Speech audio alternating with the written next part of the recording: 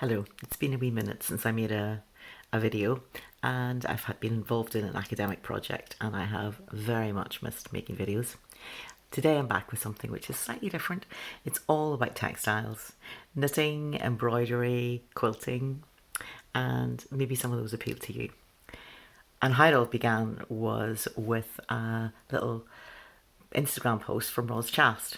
Roz Chast is a New Yorker cartoonist. She's a cartoonist anyway, I guess, but her work is probably best known from there. And she produces a whole lot of angst-ridden but hilarious cartoons on a regular basis. And today she did one about the textiles and textile making.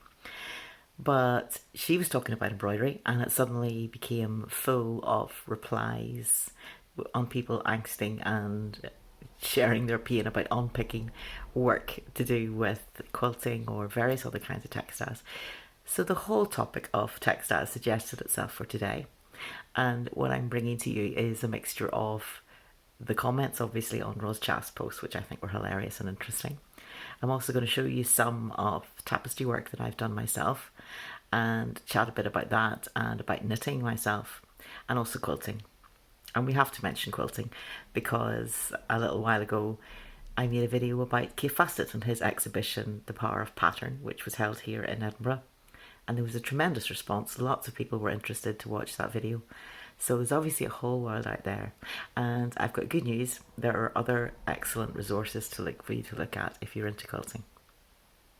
But let's kick off with Roz Chast's post. So on the left here we can see the original post. And I'll just read it out for you. If you think embroidery is one big bowl of peaches and cream, think again. Sometimes as you're stitching along, you start to realise your, quote marks, brilliant idea, unquote marks, was not so brilliant. But stubbornly you persist until finally you're so sickened that you realise time for major unpicking. Then she's got fraction of picked out threads, tools of unpicking, seam ripper, small sewing scissor, tweezer, needle, and underneath herself looking frazzled, saying at least no one was killed. And so we have the comments running along here. And they were very much from other textile areas as well as the embroidery. So we've got people who knit and crochet do something we call ripping out to get back to your error, losing days of work in the process. Feel your pain. Someone else is saying it's similar to gardening. When you dig and you suddenly hit a rock, best would be to put the plant in a different position. But instead I dig and dig and dig and finally realise it's going to be way too big to get out without some kind of earth mover. And then I go ahead and put the plant in there anyway and it dies.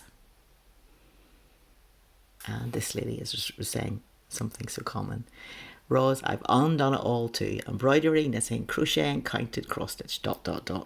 And this is where we start to see the replies coming in with other textiles. I hear you, the seam ripper is my friend. I feel your angst. Used to listen to my mom and sister discussing the best way to back themselves out of something gone horribly wrong. Life is too short to unpick. Go with it. And call it expressionistic with a capital E. I love this user's name, Deb Hoyle, art.rock, paper scissors. When people say knitting is relaxing, I wonder about them. Knitters can experience similar trauma. It's kind of gratifying to rip out and get it right. So, a whole world of pain in the world of textile making. Who knew? I love that there's so much humour in the community, in the knitting fibre arts community. And those comments are just typical of them, that sort of sense of, yes, there's a lot of undoing as well as doing, which you don't tend to see in maybe people who are presenting how to do it. We all need to know how to unpick and undo or make it into something that we pass off as being an intention, that it was meant to be that way all the time. In that spirit, I recently knitted myself a kind of shawl, sort of short, small shawl to wrap around my neck. And I called it All My Mistakes Shawl. And I did it because I didn't use a pattern for knitting it. And I knew that I wanted it to be something that was basically a triangle but had a curve in it, so it would curve around the neck. And I wasn't quite sure how to get that in place. I took a whole load of wools. I have so many from an earlier knitting project I got donations for, and from kind friends, and also wools that I've used and collected. And I pulled them all together and just started knitting and shaped it as I went. And I did make mistakes. I did start out thinking, if I shape it this way it'll look good, and then I went, maybe not. But at the end of the day, I have something which, when I wear it in the winter time, is so cozy, and it has appeared in some of my videos, and I just find it hard to take off, because a little tiny bit of fabric around the neck makes an amazing difference to your warmth as a person. And of course, the whole thing of making textiles is not just for the beauty of the finished product, the fun of making it in amongst all the rippings out and changing your minds, but also that it's useful. It's useful and it's beautiful. So quilts, just to say that a lot of people came to look at my quilt video recently, and it also included a bit of a tour around Edinburgh with a friend who'd come to see the quilt exhibition and what we got up to, and some people have enjoyed it. If you've missed it, I'll just put a wee link so that you can see it for yourself. A lot of the quilts in the exhibition weren't actually by Keith himself, but were inspired by him, and a lot were using his patterns that he produces, the fabrics that he produces and inspires. And he actually has a Keith Facet Collective, which brings out fabrics all the time for people who are keen. And a quilting is your bag. I want to recommend warmly Quilt Nerd. Quilt Nerd is featured on YouTube, and it's by Mary Fawns. Mary has done a great deal of work as an editor on a quilting magazine, and also is a quilter herself. Her mother is a quilter, but she's taken to presenting this Quilt Nerd, and she does it on Twitch. So behind her is projected a quilt in detail, and she can sort of move the camera so that it shows it in greater detail or zooms in. And she also has got a soundboard which plays effects like cheering and whistling and maybe a car going past fast, lots of things. So she's a bit like a video, a VJ, video jockey, working with all these different things, as well as having part of the screen displaying people's comments as she's live. And as well as that, she also has a Zoom link going on with a friend who is also an expert in quilts. So they have a conversation, she talks to the camera, she replies to the scrolling comments as well, and she is always showing a vast array of quilts on different subjects. Could be old, could be modern, and discussing them in a very lively and engaging way. So do not miss Quilt Nerd as a YouTube channel if that's your bag. Now, I did promise or threaten to show you some of my tapestry cushions. Here they be.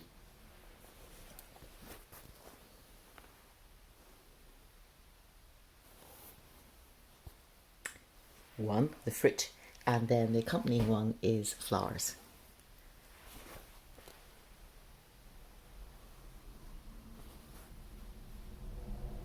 I loved sewing the colours in this. I took about 2 years doing these completely on and off, and then paid for somebody who was skilled in the sewing up and working with fabric to make them into cushions, and I've had them for 20 plus years. Love them. And just the glory of doing a tapestry, I find, is that you're working in a single colour at a time. So you can decide, I feel like that golden colour of yellow, I want to do that today. And then maybe next week you think, I really want to do leaf green, and I'll do the greens. So you can make the colours as you go through, and then the pattern is just gradually working through.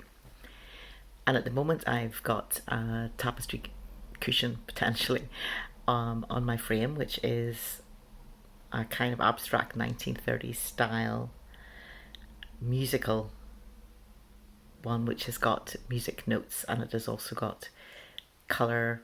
And so you've got the black and white of the music notes, and then you've got kind of 1930s Art Deco-y colours and shapes and abstractness, and I love it. I love that graphicness and the colourfulness and the abstractness all in the one. Also you've got sound, so it's kind of intermediate. You've got a mixture of non-representational and then very representational in a graphical form. So that is a long term project. just as an example of some books, I have done a separate video on large art books, mostly textile based. But anyway, here's one contemporary needlepoint I want to recommend to you. And that is by Caroline Robbins and Christine Butner. Let me move these cushions around a bit. Also, around 1920s, Bloomsbury needlepoint. So these are based on the particular textiles that are in Charleston Farmhouse. And if you're interested in Vanessa Bell and the Bloomsbury Group, you will be interested in this particular house. It's historic. It held a collection of artists, and of course, Vanessa Bell's sister was Virginia Woolf. So there's a real connection with the literature world as well. And Melinda Koss has gone to the house and worked with the team that are there to produce patterns so that you can make your own inspired needle points, like a cover for a day bed or spectacle cases, a blotter cover, mirror, and so forth, which are based very closely on the textiles you will actually see in Charleston Farmhouse. So if you love modernist style, then don't miss this book, and you may have fun doing some of the patterns in it. I must admit, I've looked at it a lot, but I haven't actually made something from it. But there's gorgeous photographs of the house itself, so that's another reason to buy the book and enjoy it. But I do think if you're interested in this, you'll probably enjoy a longer look at my video on books and textiles. And for Kate fans, Kate's Classics, a really old, ancient, fantastic book of his glorious knitting designs way back. You can see by him on the cover that this is not done recently. But that's the wonderful thing about Kate, is that his career, his involvement with colour, with textiles, has been so long that in any second-hand book shop that is worth its name, there should be at least one Kate Fassett book to inspire. And it's just to look at it is a deep pleasure. But you can also adapt it. Now, there's a very complicated pattern here, just to look at, and that has been made and I think released as a scarf pattern. So if anybody's looking for an extremely long and unusual project, I could recommend that.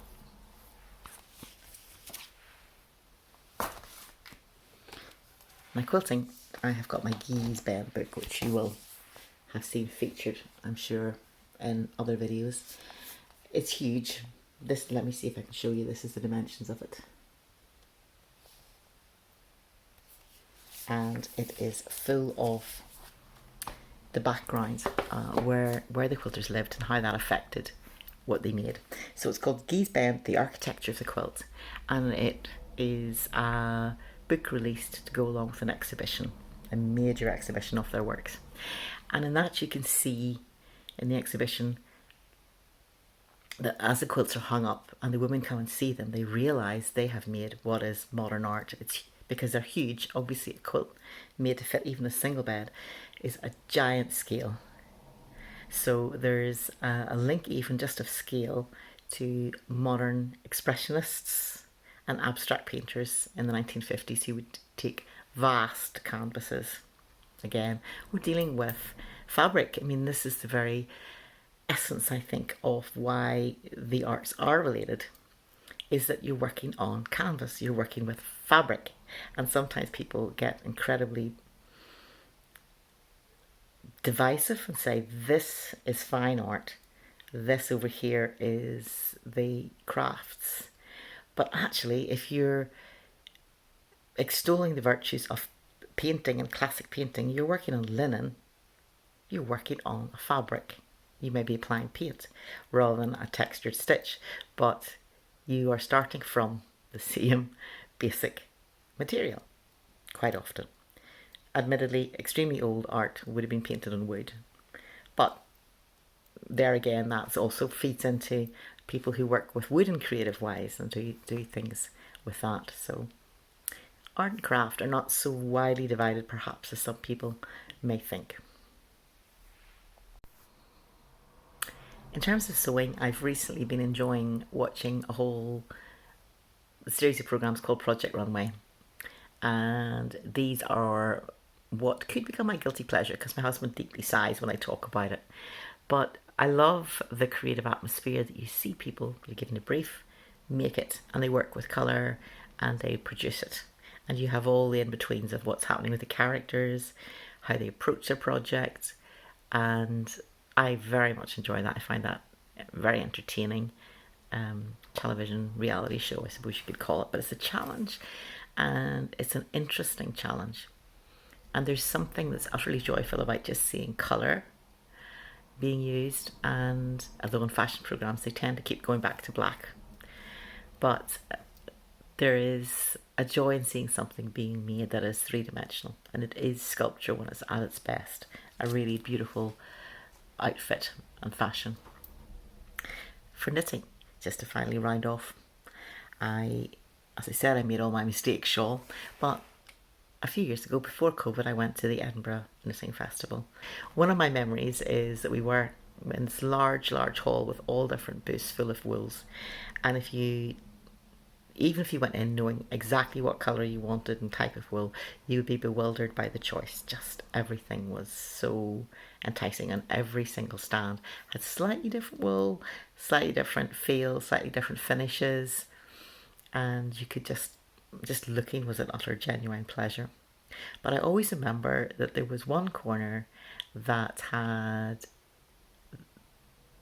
the guru of knitting, one of the gurus of knitting, Stephen West, who creates in fabulous colours really amazing ranges, and he's incredibly tall as a guy, and he was standing there, and there was this little roped off area so that people could queue up to talk to him, talk to Stephen West, and he was standing there really tall, and he always wears incredibly exotic colours and patterns anyway, but you couldn't miss him because he's well over 6 foot tall. And he was standing there having people queuing up to come and chat to him. And it just made me think of it being like a petting zoo, almost. Come and pet Stephen West. But he's such fun. I do love and enjoy his YouTube videos are also something to see if you're a knitter and you like something that is a little bit wacky, a little bit different. And I enjoy that. In fact, there's lots of great knitting channels that are on YouTube. I want to say there's one I enjoyed way back, which was a guy who is called Sticks and Twine, which is a great name for a channel anyway. And I loved his oldest videos particularly. In his newer ones, he has become involved as a personal trainer. So there's a lot of pictures of him standing around showing his muscles and so forth. Which I'm not here for. I am here for the knitting. But his early videos are utterly charming, where he's showing you what he's doing, telling you where he's been, what wool he's bought, and then he will say, but I don't really know what I'm talking about. And he's so natural. I totally recommend those if you're looking for some knitting company. Sticks plus Twine.